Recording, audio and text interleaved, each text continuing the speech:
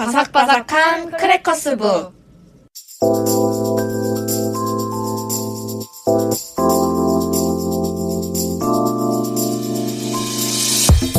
벌써 3월이라니 여러분들 잘 지내셨나요? 저는 바삭바삭 크래커스북의 글지마 작가입니다. 3이라는 숫자가 아무리 한국인이 좋아한다고 하지만 저에겐 부쩍 자란 친구처럼 되게 멀게만 느껴지네요.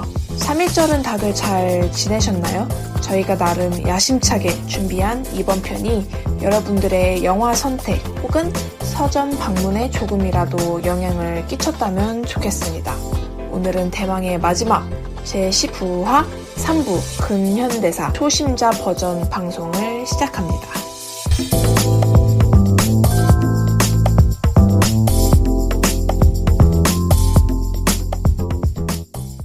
안녕하세요. 안녕하세요. 와, 벌써 역사집의 마지막 3부입니다. 근현대사 초신자 우리가 하게 되었네요. 네. 그렇다면은 자 3부의 시작은 유수 작가님 해주실까요? 네, 저는 이번에 권영민 교수의 문학 콘서트라는 이름만 들어도 콘서트 같이 재밌을 것 같은 책을 가져와 봤는데요. 네. 권영민 교수를 이제 검색을 해보니까 서울대 명예교수로 지금 계시고 네. 현재 이 문학 콘서트로 콘서트를 실제로 하고 강의를 하시는 분이세요. 네. 그래서 이 책은 그 콘서트 때 했던 이야기. 내용들을 네. 엮어서 이제 책으로 다시 펴내신 거예요. 우와. 책에는 10개의 주제가 있는데 이제 윤동주, 조지훈, 박목월, 구본웅, 한용운, 이상 이렇게 해서 오이고. 총 네. 10명의 이제 주제로 나눠져 있어요. 네. 그래서 이 책은 한국 근현대 예술가들의 삶과 문학으로 배우는 인간다운 삶의 가치에 대해서 이야기를 하고 있고요.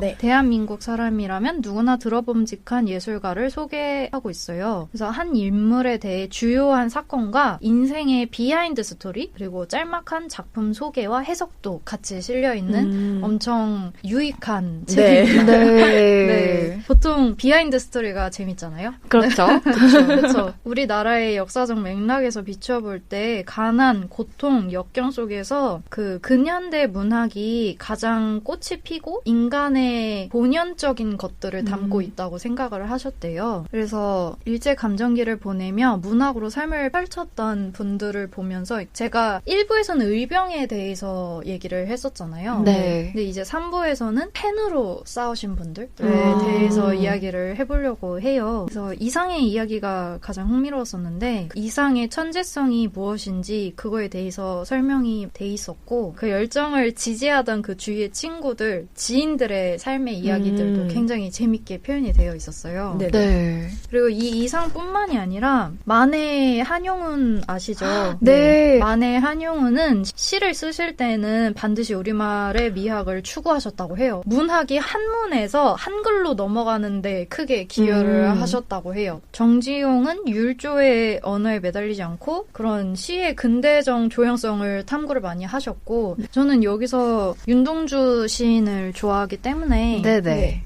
그 별에는 밤 있잖아요. 네. 그게 일본으로 유학을 가셨는데 이제 거기서 결국에는 감옥에 갇히게 되시고 거기서 이제 돌아가시게 돼서 생을 마감하게 되시잖아요. 네네. 그래서 이 시집이 못 나올 수도 있었다는 그런 이야기가 있어요. 네. 근데 다행히 후배가 있었거든요. 근데 네. 그 후배분의 성함이 정병욱이라는 쓰셨는데 그분께 이제 시도 보여주고 피드백도 받으면서 시도 점점 고쳐 나가고 좋은 관계를 갖고 있었던 사이였어요. 네네. 그래서 윤동주는 그런 원고들을 이제 정병욱한테 맡겼었던 거죠. 마지막 자기 시가 써여진 거를. 그러고 나서 일본으로 떠나는데 후배한테 맡기지 않았다면 저희가 그 시를 시집으로서 볼 수 없었을 거라고 해요. 네. 그래서 그런 비하인드 스토리도 굉장히 많이 실려 있고. 네. 그래서 이 책에 실제로 보시면 이런 식으로 원고가 또 실려 있어요. 네네. 사진들이요? 네, 사진들이 실려 있고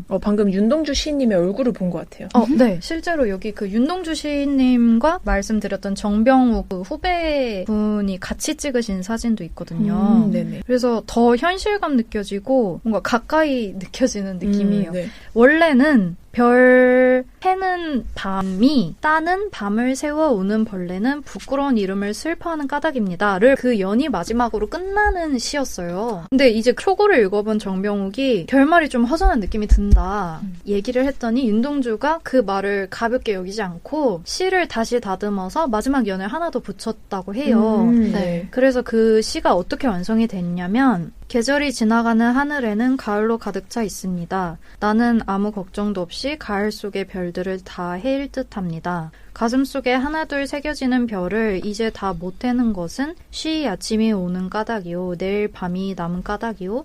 아직 나의 청춘이 다하지 않은 까닭입니다. 별 하나의 추억과 별 하나의 사랑과 별 하나의 쓸쓸함과 별 하나의 동경과 별 하나의 시와 별 하나의 어머님 나는 별 하나의 아름다운 말 한마디씩 불러봅니다. 소학교 때 책상을 같이 했던 아이들의 이름과 폐경옥 이런 이국 소녀들의 이름과 벌써 애기 어머니 된 계집 애들의 이름과 가난한 이웃 사람들의 이름과 비둘기 강아지, 토끼, 노새, 노루 이런 식으로 원래 알던 그 시 있잖아요. 네네. 그게 조언을 받아서 새로 고친 작품이 된 거죠. 네네. 네. 네, 저는 지은 작가님. 이거 들으니까 그때 저희 몇 년 전에 무한도전에서 네. 한번 윤동주 아. 시인의 그런 시를 같이 가사에 넣어가지고 네네. 노래로 네, 만들었었죠. 노래로 한번 만들었었죠. 그래서 그게 너무 생각이 나네요. 아, 그러네요. 그 노래도 굉장히 좋았어요. 네. 별에는 밤이었던 것 같아요. 네, 그랬던 제목이. 것 같아요. 그렇다면 이 책을 네. 저희 근현대사 초신자 편에 가지고 오신 이유가 있나요? 여기 나오는 시인분들이 굉장히 저희가 많이 들었고 되게 익숙한 시인분들이 많으세요. 네. 작가분들도 많으시고. 근데 저는 솔직히 이분들을 이름만 들어봤지 다 알진 못하더라고요. 어떤 작품을 하셨고 어떤 직관으로 작업을 진행하시는지 그런 역사적인 것도 관심 있는 분들만 알지 다는 몰라서 네. 이 책에는 그런 세세한 비하인드 스토리부터 왜 이 작품이 어떻게 탄생되었는가 그런 것도 되게 많이 실려 있고 사진들도 많이 실려 있으니까 처음 근현대 문학으로 접하게 되신다면 이 책이 길잡이 같은 역할을 해주지 않을까. 재미도 있으면서 역사적인 사실에 기반을 둔 책이기 네. 때문에 들고 오신 거군요. 초심자 버전으로. 너무 좋을 것 같습니다. 정말. 네. 좋은 책 너무 감사드립니다. 네. 벌써 3부의 마지막 첫 번째 책을 유수 작가님이 얘기해 주셨는데요. 네. 네. 그렇다면 다음은 벨지마 작가님 네. 손을 들어주셨네요. 이번엔 자발적으로. 네네. 네. 네, 네. 저는 책은 담이라는 책을 가져왔고 홍자성 씨가 지은 거고 최현님이 옮긴 겁니다. 법무사의 법무문고에서 나온 거고요. 번호는 12번째였고 홍자성이라는 분이 아마 생소할 수 있지만 책은 담이라는 책은 들어본 적 있지 않으세요? 네, 들어봤어요. 네. 이게 약간 읽어야 되는 필독 고전으로 뽑히기도 한데요. 중국에서는. 네네. 근데 홍자성이라는 분이 중국 명나라 신종 때 사람인데 원래 평생 불우한 선비였으나 이 책 하나로 오늘에까지 이름을 알리신 분이라고 해요. 네. 그래서 저자는 이 책에서 자신의 사상 근저를 유교에 두고 있으나 노장의 도교와 불교 사상까지도 폭넓게 흡수하고 있다고 밝혔대요. 그리고 제가 저번에도 말씀드렸던 중용 기억나시나요? 아, 네. 마음을 가운데로. 그래서 중용에 의한 오도의 묘리를 설파하고 세속을 벗어나되 세속을 떠나지 말라고 주장하셨다고 합니다. 그러니까 이게 바로 중용이 아닐까요? 그런 네. 완벽한 중용이네요. 세속을 떠나지 않지만 세속에 얽매이지 않는다. 않는. 되게 그쵸. 어려운 일이긴 합니다. 네. 그래서 제가 이 책을 가져온 거는 네. 초심자 버전이랑은 조금 안 맞을 수 있긴 하지만 제가 예전에 가져왔던 것 중에 조지훈 시인님에 대한 거를 가져왔던 적이 있어요, 책을. 동물원 말고. 네, 그 동물원의 오후라는 시에 대한 뭐 여러 가지에 대한 해설이 들어있는 책이었는데 이분이 이 책을 되게 좋아하셨다고 들었거든요. 그때 그 책에서. 네. 그래서 직접 역을 한 책이 있어요. 현암사에서 나온 책인데 네. 직접 해석이라고 해야 되나요? 번역을 해서 이제 책을 내신 거죠. 네. 그래서 원래는 가능하다면 그거를 읽고 싶었는데 집에 있는 책이 이거라 저는 고르게 됐고 책에 대해서 설명을 하자면 일단 책은담은 중국의 고전으로 저자의 홍자 홍자성의 수상집이라고 해요. 네. 네. 수상집이 뭔가 해서 쳐봤더니 그때그때 떠오르는 생각이나 느낌을 적은 글들을 모아 엮은 책이라고 하더라고요. 그래서 전집은 225장이고 후집은 134장으로 이루어져 있는데 세파에 시달리며 살아가는 생활 신조에 대해서 이야기도 하고 그리고 자연을 법삼아 살아가는 즐거움에 대해서 이야기를 하세요. 네. 근데 책의 말이 어디에서 유래됐냐에 대한 이야기는 확실하지 않은데 옛날에 송나라 학자 왕신민이라는 사람이 언제나 나무 뿌리를 씹을 수 있다면 모든 일을 이루게 될 것이다 라는 말에서 비롯됐다고 짐작을 하고 있더라고요. 네네. 네. 그러니까 나무 뿌리 그 씁쓸한 거를 씹을 각오가 되어 있다면 모든 걸 이룰 수 있다. 또 마음에 새겨야겠네요. 그렇죠. 네, 이게 쓰여진 시대적 배경도 명나라가 이제 체대를 이루었지만 바깥으로는 뭐 외적의 위협이 되게 많았다고 해요. 그래서 그 시대를 살아가는 사람으로서 선비는 어떻게 살아야 되는지에 대한 달관이 담겨 있는 책인데요. 네. 근데도 이게 왜 지금까지도 사랑받고 있느냐에 대한 거를 대해서 옹긴이가 하신 말이 있는데 오늘날의 사람들에게도 와닿아서 지금까지 사랑받지 않을까 이렇게 분석을 하시더라고요. 그래서 저는 책 설명은 이 정도로 하고 네. 그냥 마음에 들었던 문구라고 해야 되나? 아까 말씀드렸다시피 생각나는 걸 바로 적은 거라 네. 뭐 한 3-4줄에서 끝나요. 172번인데 내가 귀하여 남들이 나를 받드는 것은 높은 관이나 큰 띠를 받드는 것이요. 그러니까 이거는 그건 거죠. 관직이나 내 띠를 보고 사람들이 결정한 거다.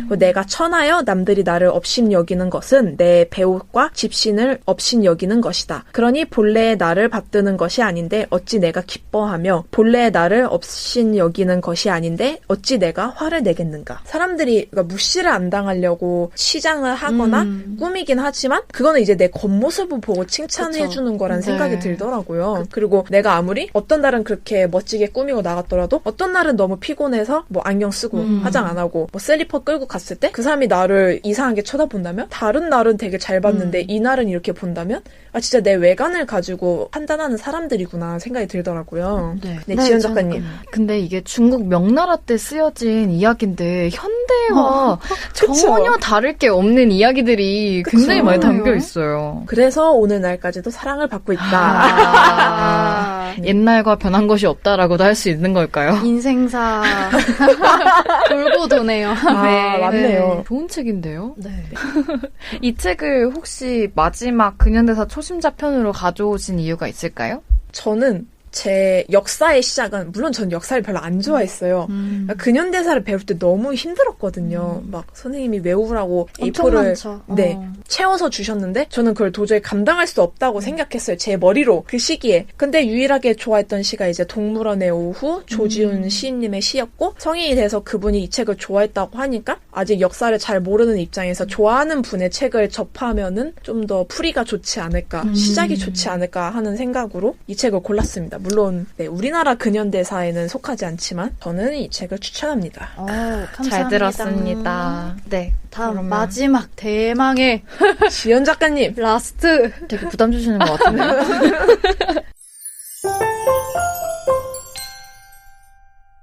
네, 저는 근현대사 초심자 편의 마지막 책으로 살림터 출판사에서 나온 강성률 선생님이 쓰신 영화는 역사다라는 책을 가져왔는데요. 네. 책에 들어가면서 보았던 인상 깊었던 말로 책을 소개를 할게요. 네. 역사 영화는 과거의 특정한 역사적 사건을 다룬 영화에 국한되는가? 그렇지 않다. 지금의 영화도 시간이 지나면 역사가 된다. 특정 사건을 특정 시각에서 해석한 영화는 제작 시기를 주목해야 한다라는 말과 영화 속의 과거를 재현하는 작업은 현재를 살아가는 사람들의 시각에서 출발한다라는 말이었는데요. 네. 이 책은 한국 영화 100년, 한국 현대사 100년이라는 소제목을 시작으로 일제강점기와 영화 분단과 한국 전쟁을 그린 영화들, 군부 독재와 영화 등 우리 과거의 역사를 따라서 그에 관련된 영화들을 소개하고 있습니다. 네. 한국 영화사는 유독 한국 현대사와 깊은 연관이 있다고 필자는 얘기를 하고 있는데요. 네. 식민지 직전 대한제국 시기에 조선의 영화가 들어온 다음 자국 영화가 만들어지기도 전에 이미 식민 시절이 시작이 되었다고 해요.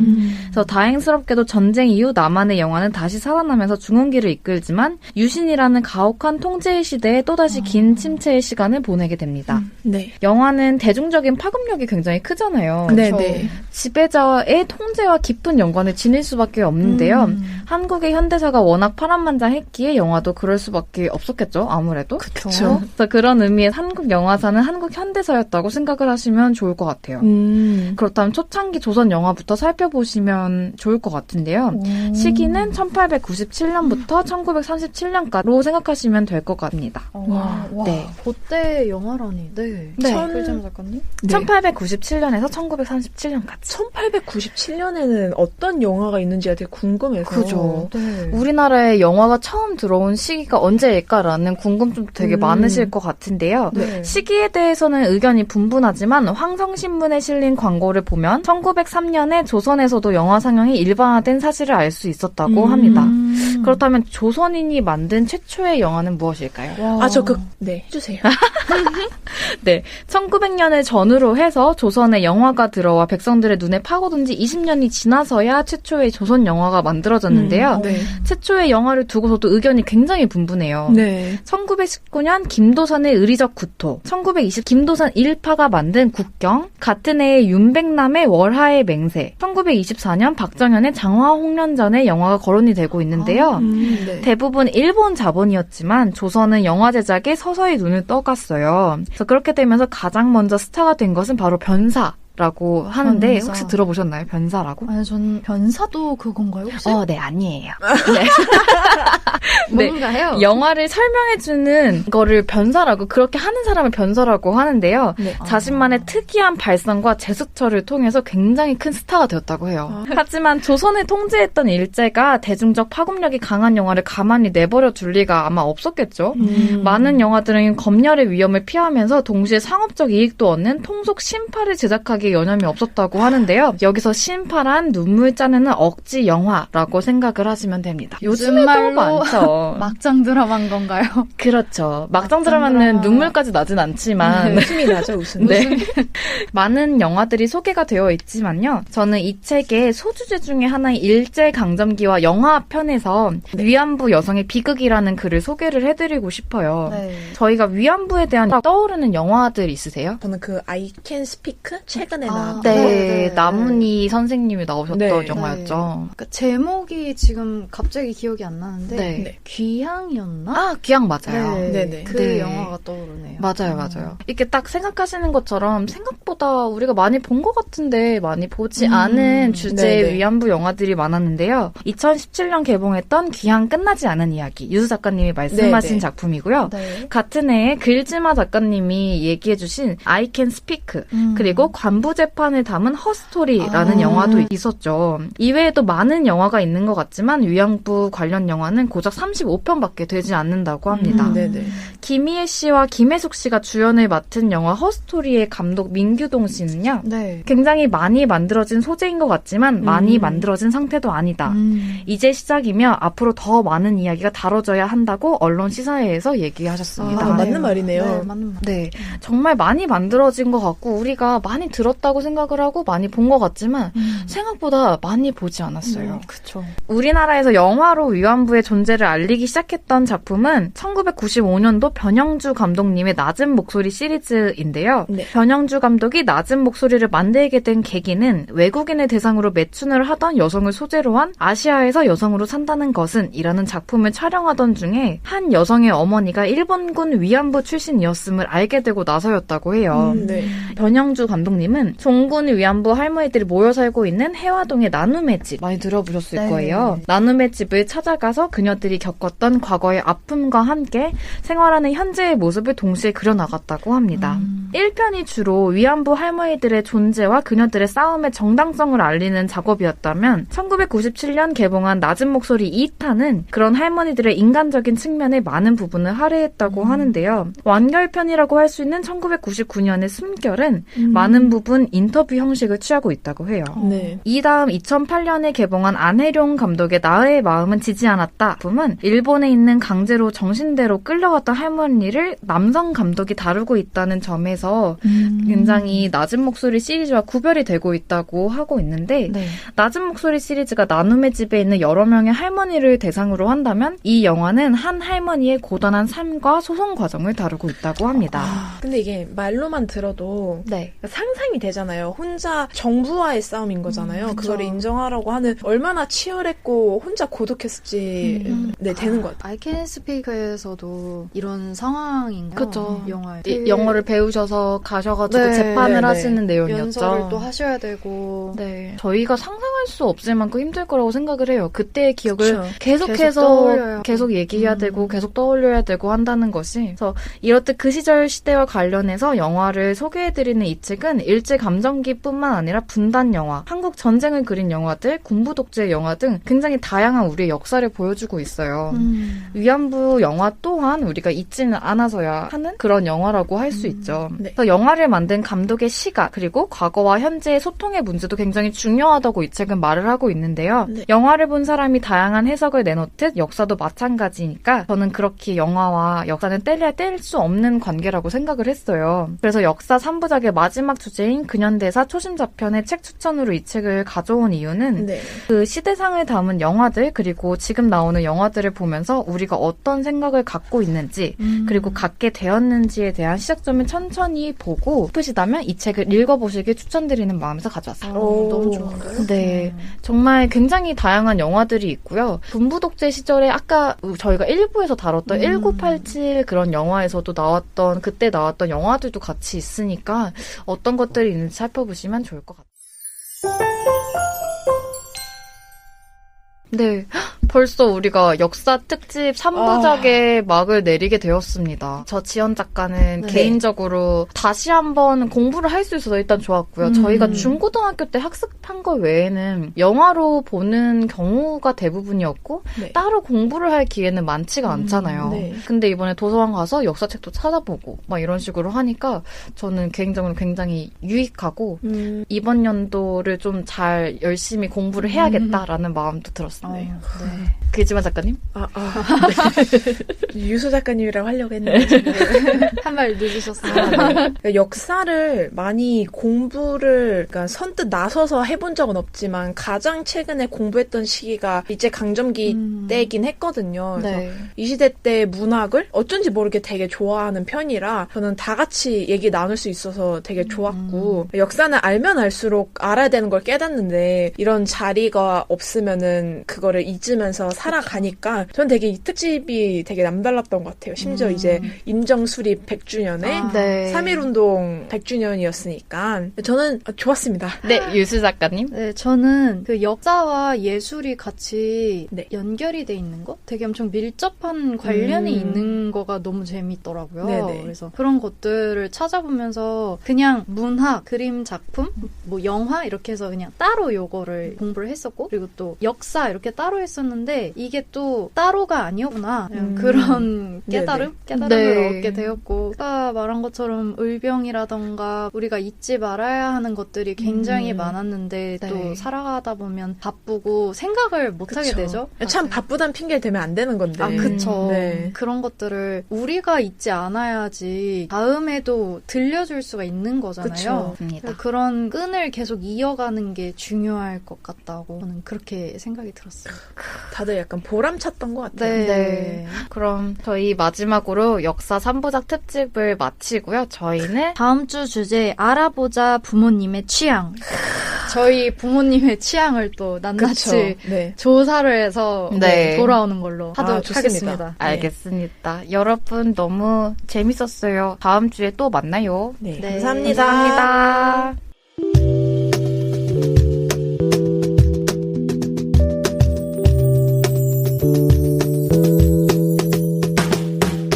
오늘 제19화 3부를 끝으로 크래커스 북은 연초부터 계획하였던 스페셜 클립 역사 3부작을 마무리하게 되었네요.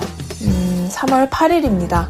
3월 1일로부터 딱 일주일이 지났네요. 저희는 또 비록 일상으로 돌아가고 평소와 다를 것 없는 하루하루를 보내고 있습니다. 하지만 역사를 기억하는 만큼 앞으로 나아가는 미래도 있어야 되는 거겠죠. 우리가 걷는 길이 훗날 또 다른 역사가 될 테니까요. 뒤돌아보았을 때 부끄러운 선택을 하지 않았다고 홀로 뿌듯해할 수 있도록 크래커스 북은 다음 주에 또 찾아옵니다. 함께 해주실 거죠?